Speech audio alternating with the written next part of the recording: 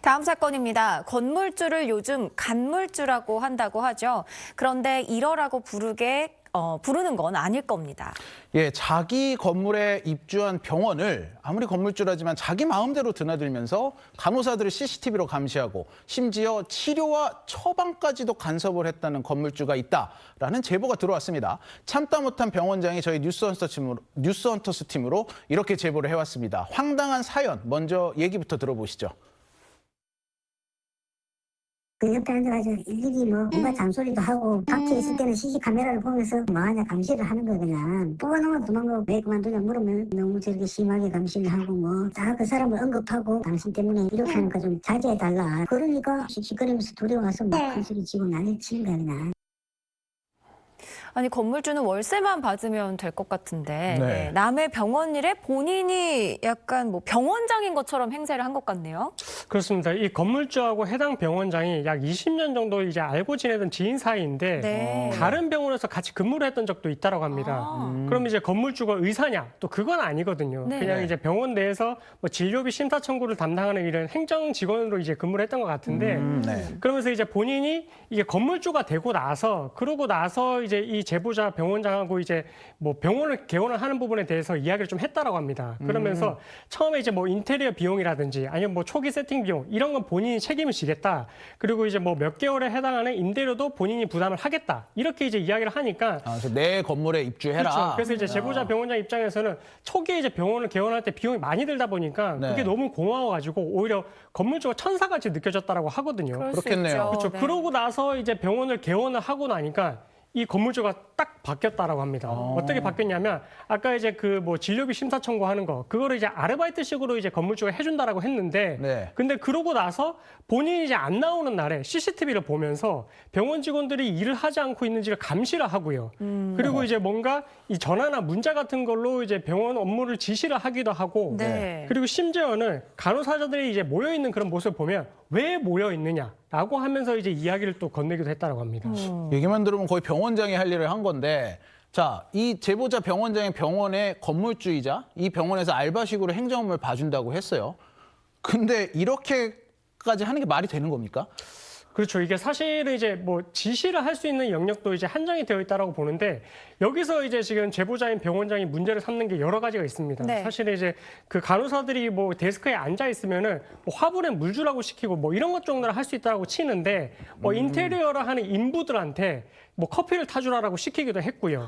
그리고 본인의 건물에 또 5층에는 본인이 또 운영하는 요양병원이 또 있다고 합니다. 네. 그 요양병원 환자한테 이 병원에 내려가서 구강 케어를 받으라고 시켰다라고 해요. 아니, 남의 요양병원 환자를 받아라 이거잖아요. 그렇습니다. 이제 요양병원 환자를 보내가지고 그래서 입속을 또 이렇게 청결을 하게 해주도록 시켰다라고도 하고 있고요. 그리고 이제 CCTV를 계속해서 아까 제가 확인했다라고 말씀을 드렸는데 네. 그러면서 모여있지 말라라고 하면서 연락을 하는 동시에 병원 전화 같은 경우는 본인의 휴대전화로 이렇게 착신 전화를 시켜놓고 그러다 보니까 병원에서 이제 업무 처리를 해야 되는데 환자하고 소통이 또 안 되는 그런 문제도 또 생겨버렸고. 그러니까요. 예, 그리고 이제 간호사들한테는 링거를 놓으라라든지 아니면 특정 뭔가 이제 치료를 해주라. 이렇게 이제 병원의 운영에도 개입을 하게 됐다라고 합니다. 얘기 들어봤더니 건물주가 아니라 스스로를 병원장이다라고 생각한 게 아닌가라는 생각이 듭니다. 자, 그런데 이거보다 더 심각한 문제가 있었다고 합니다. 간호사에게 잡무를 시키고 병원 운영에 간섭을 하는 수준을 넘어서 치료와 처방 같은 의료 영역에까지 개입을 했다는 증언이 나왔습니다. 당시 병원에서 근무한 간호사에게 이 얘기를 직접 들어봤습니다. 의사인 것처럼 가운을 입고 다녀서 전 처음에 의사인 줄 알았어요. 알부민 수치가 좀 낮게 나왔나 봐요. 그렇다고 무조건 알부민 처방에 나가는 게 아닌데 처방을 딱 내리라고 원장님한테 난리가 났었어요. 그러더니 저한테 링거를 놔주래요. 그래서 제가 이건 안 된다, 말이 안 되는 소리다 그랬더니 네가 지금 안 놔주면 그 사람 죽는다고 죽으면 책임질 거냐고. 원장님이 시행하라고 하면 시작을 하는 거지 이건 안 되는 거다. 이건 불법이잖아요. 그런 부분은 안 하려고 하면은 엄청난 욕을 먹었어요. 다른 환자들 앞에서 잘리고 싶냐라는 둥. 지금 말이 안 되는 상황들이 벌어진 것 같은데 이 건물주는 그냥 의사 면허가 없는 일반인이잖아요. 이러면 안 될 것 같은데 어떤가요? 네, 그렇습니다. 건물주는 의료 면허 없는 진짜 일반인입니다. 네. 네. 그러니까 간호사나 의사한테 처방을 내려라, 주사를 내려라 이런 말을 할 수 있는 권한이 전혀 없는 거죠. 그렇죠. 우리 의료법에서도 강하게 금지하는 행위가 이 치료나 처방은 의료인만이 할 수 있다. 그래서 네. 무면허 의료행위를 강력하게 금지하고 있는데요. 다행히 이 병원에서는 이 건물주의 말을 듣고 뭐 처방을 하거나 치료를 하진 않았기 때문에 무면허 의료행위까지 가진 않았지만 만약에 뭐 겁 많은 신규 직원이 이 건물주 말을 듣고 진짜로 진료나 처방을 했다면 무면허 의료행위라는 이런 중대한 법 위반이 일어날 수도 있는 위험한 상황이었습니다. 우리 이런 얘기 계속 들으면 스트레스 받아서 일 못 할 것 같아요. 네. 자, 그렇다면 이 해당 건물주 입장도 또 저희가 들어봐야 되지 않겠습니까? 네. 그래서 직접 통화를 해서 건물주와 통화를 했습니다. 건물주의 입장 들어보시죠. 그걸 갖다 지시할 수도 있는 거고 원장님이 하라 그랬는 걸 놓치는 걸 갖다 그런 걸 지시할 수도 있는 거고 간호사가 이 일 저 일 하다 보니까 간호사가 한 명이고 이쪽에 뛰고 저쪽에 뛰다 보면은 제가 또 가가지고 간호사한테 전달할 수도 있는 거고 하는 거지. 그걸 뭐 하려고 물어봐요. 의료법 위반 잡으려고요? 꼬투리 잡으려고? 돈이 6억이 넘게 빌려주고 카드값도 못 받고 임대료도 10원 한 장, 관리비도 10원 한 장, 전기세, 물세까지도 한 번도 낸 적이 없어요. 수석기계 제약회사 전부 다 내가 소개한 사람들이고 내 얼굴 보고 해준 거예요. 예, 화가 많이 나신 것 같은데, 자, 건물주 입장 조금 정리해 보겠습니다. 자, 간호사가 한 명이라 지시를 좀 놓치는 게 있어서 나는 전달을 한 것뿐이다. 뭐 이런 얘기죠. 네네. 예, 그러면서 갑자기 이제 돈 얘기가 나옵니다. 지금 빌려준 돈도 못 받았고 임대료도 한 번도 받은 적이 없다라고 하는데 그게 사실일까요? 자, 건물주는 그렇게 주장을 했는데요. 그래서 저희가 병원장에게 다시 물어봤습니다. 네. 네, 그랬더니 무슨 소리냐, 돈 다 냈다면서 저희에게 증빙 자료를 보내왔는데요. 확인해 보시죠.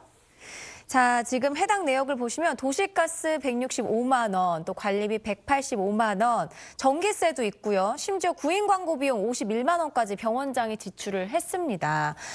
사무용품, 메모지 같은 비품부터 의료용품은 물론이고 직원들의 월급까지 지금 모두 지출한 상황이고요.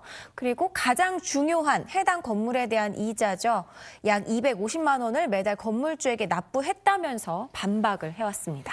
네, 자 지금 보면 하여튼 뭐 이 건물주는 안 냈다라고 하는 걸 또 병원장은 다 냈다라고 지금 증빙을 하고 있습니다. 변호사님 보시기에는 좀 어떻습니까? 그리고 만약에 설사 이 병원장이 낼 돈을 안 냈다 하더라도 건물주가 그걸 빌미로 이렇게 하는 게 맞나 싶기도 하거든요. 그렇죠. 이제 제가 그 부분을 말씀드리고 싶었는데 설령 진짜 돈을 안 냈다라고 하더라도 사실 그 돈을 안 냈다라는 명분 하에 이렇게 이제 갑질 아닌 갑질을 할 수가 없거든요. 그래서 네. 이런 부분들은 정당화될 수 없고 정말 못 받았다라고 하면 법적으로 대응을 하면 될 부분이지 이렇게 병원에 개입할 그런 영역은 아닌 것 같습니다. 네. 그런데 문제가 여기서 끝이 아니라고 들었습니다. 더 큰 사건이 있었다고요? 일단은 병원장이 처음에 건물주한테 공식적으로 문제 제기를 하니까 건물주가 알았다, 나 병원 일에서 손 떼겠다라고 하고 직원 단톡방에서도 나갔다고 합니다. 네. 네. 그래서 뭐 사건이 해결되나 했는데 바로 이틀 후에 이 건물주가 병원 진료 시간에 찾아와서요. 그 직원들과 환자들 보는 앞에서 병원 원장에게 고성을 지른 겁니다. 네. 병원 운영 문제, 비용 문제를 문제 삼았고요. 그래서 병원장 입장에서는 이게 해결이 된 줄 알았는데 계속해서 압박을 받으니 큰 충격을 받았다 합니다. 지금 보는 CCTV가 송 변호사님이 얘기해준 뭐 찾아와서 고성을 하고 폭행을 했다라는 그 상황인 것 같아요. 흰 가운을 입은 게 병원장이고 요 검은 옷 입으면 지금 막 치는 분이 건물주신 건물주. 거죠, 네. 그 뒤에 어떤 남성분을 데리고 왔어요, 건물주가. 그래서 병원장에게 뭔가를 굉장히 크게 항의를 하는 것 같은 모습이 CCTV에 찍혔습니다. 그러면서 둘이 이제 진료실 쪽으로 이 세 명이 다 사라졌는데 자, 이 CCTV가 없는 진료실에서 폭행을 당했다라는 게 병원장의 주장이고요. 결국은 지금 경찰까지 출동을 하죠. 그래서 경찰이 출동해서 이 진료실을 들어가고 나서야 이 상황이 다 끝이 났다라고 합니다. 네. 자, 건물주 측은 현재 이런 폭행 내용까지 포함해서 병원장의 제보 내용의 상당 부분을 사실이 아니다라고 부인을 하고 있습니다. 그만큼 향후 경찰 조사 재판에서 누구 말이 진실인지 명명백백히 밝혀질 것으로 보입니다. 오늘 준비한 사건 여기까지입니다. 두 분 말씀 감사합니다. 네, 월요일 뉴스헌터스가 준비한 소식은 여기까지입니다. 저희는 내일 다시 찾아뵙겠습니다.